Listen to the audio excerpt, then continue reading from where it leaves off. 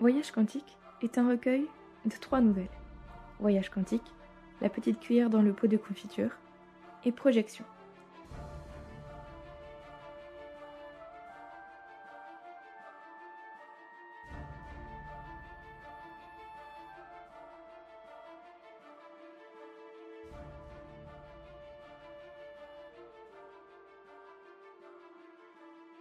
La première histoire est une histoire imaginée autour des phrases célèbres d'Albert Einstein et Niels Bohr. La seconde est un souvenir. Quant à la troisième, c'est une vision futuriste.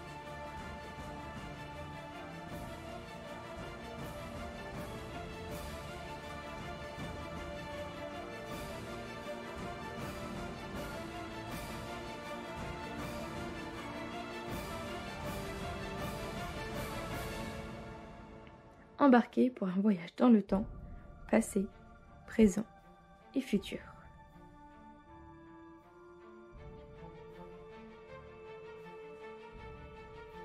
Aloha, j'espère que vous allez bien, je suis super contente de vous retrouver pour ce nouveau retour de lecture.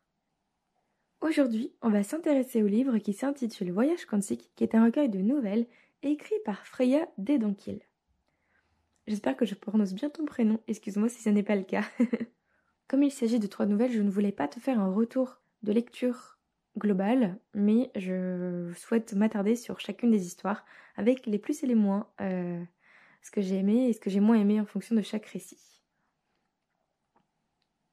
Donc la première nouvelle, qui s'intitule Voyage quantique, est un récit qui met en scène, qui reprend les existences d'Albert Einstein et Niels Bohr, donc 2 scientifiques. Je ne t'en dis pas plus, si jamais tu souhaites en découvrir davantage sur ces personnages, je te laisse googler leurs prénoms et leurs noms.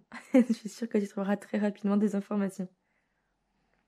Par rapport à cette nouvelle, où nous retrouvons donc ces 2 personnages très iconiques, les premières choses que j'ai beaucoup aimées, c'est toute cette aventure de science-fiction dans laquelle nous sommes plongés avec Albert Einstein, notamment. C'est vraiment lui qui m'a le plus plu, avec lequel j'ai le plus accroché.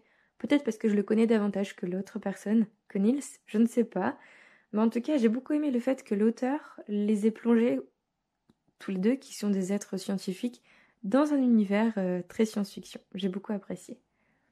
Et voir les aventures et mésaventures de ces 2 scientifiques bien connus, c'est assez amusant en fait, c'est assez marrant parce que on les connaît pour leur rigueur, pour leur science, pour leurs travaux absolument incroyables. Et là, ils sont plongés dans des situations assez rocambolesques. C'est plutôt très chouette.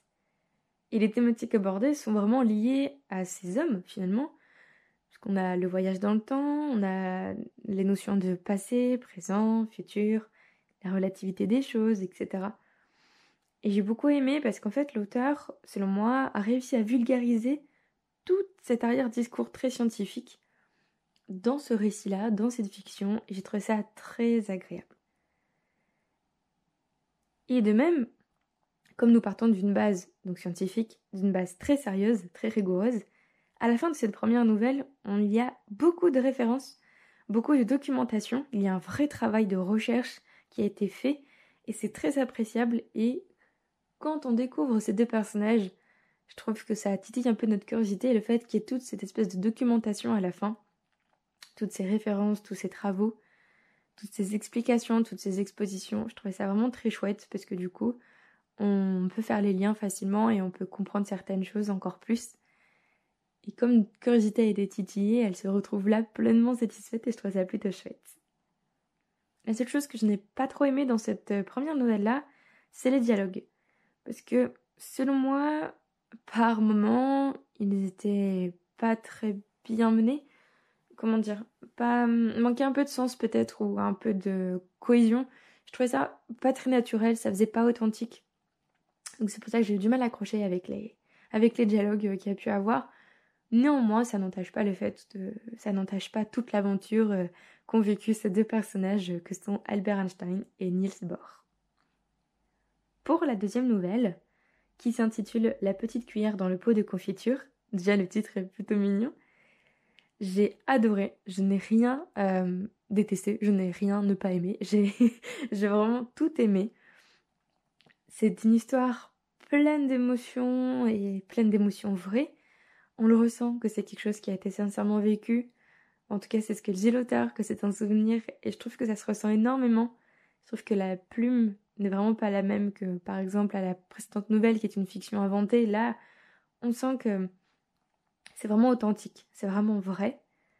On suit une héroïne, donc, qui a une vie toute simple, qui a une vie assez banale, qui peut être une vie que nous partageons, vous et moi, qui est une vie de personne qui a un métier d'aide à la personne, justement, qui est auxiliaire de vie. C'est une existence toute simple qui nous est racontée, mais j'ai beaucoup aimé la façon dont l'auteur l'a fait, nous l'a narré justement. J'ai beaucoup aimé sa plume à ce moment-là. On y émergeait dans cette petite bulle, dans ce petit monde, avec ses tracas, ses surprises, ses rencontres. Après une neurone, n'importe quoi. Après une première nouvelle où justement nos neurones sont vachement sollicités, sont vachement chauffés, sont hyper concentrés. Je trouve que ça fait énormément de bien de pouvoir glisser comme ça sur un instant de vie très feel good, très simple, très plein d'émotions, très chouette en fait, très vrai. J'ai vraiment pas de points négatifs à relever sur cette seconde nouvelle-là. Pour la troisième nouvelle, qui s'intitule Projection, on est plongé ici dans une histoire particulière sur Colin. J'ai beaucoup aimé le rythme de cette nouvelle-là. On en apprend très peu sur Colin, mais juste assez pour saisir toute sa psychologie, toute sa fibre émotionnelle, qui est une espèce de mise en parallèle par rapport à une évolution de planète. Le rythme était vraiment hyper intéressant, j'ai beaucoup apprécié, et les aperçus des différents âges que nous propose l'auteur sont très courts, mais très percutants aussi. On avance assez vite, on n'est pas dans la précipitation, on avance vite, mais c'est pas frénétique non plus, on a le temps de suivre ce qui se passe. J'aime vraiment énormément ce que cette nouvelle dégage parce que j'aime énormément l'idée de cette nouvelle-là, j'aime vraiment énormément le parti pris, la chose qui a été pensée par l'auteur, cette idée d'enfant à naître qui se pose 1000 questions. Enfin, le point de vue était vraiment très intéressant et je vous dis pas ce qu'il en est davantage parce que sinon ce serait du spoil, c'est franchement dommage. Parce que cette nouvelle-là, vraiment, elle prend aux tripes. J'ai beaucoup apprécié en tout cas. Et le seul petit point négatif que j'aurais à dire sur cette nouvelle, c'est que je trouvais ça un peu frustrant de n'avoir que la même évolution, que la même avancée psychologique d'un seul, et émotionnelle bien sûr, d'un seul personnage. C'est assez fixe, c'est assez restreint, c'est assez cadré. Alors c'est très bien fait, mais il y a une espèce d'arrière-goût de trop peu. J'aurais bien aimé J'aurais bien aimé la même chose, mais avec d'autres personnages. Pour voir un peu le même déroulé, mais avec d'autres points de vue.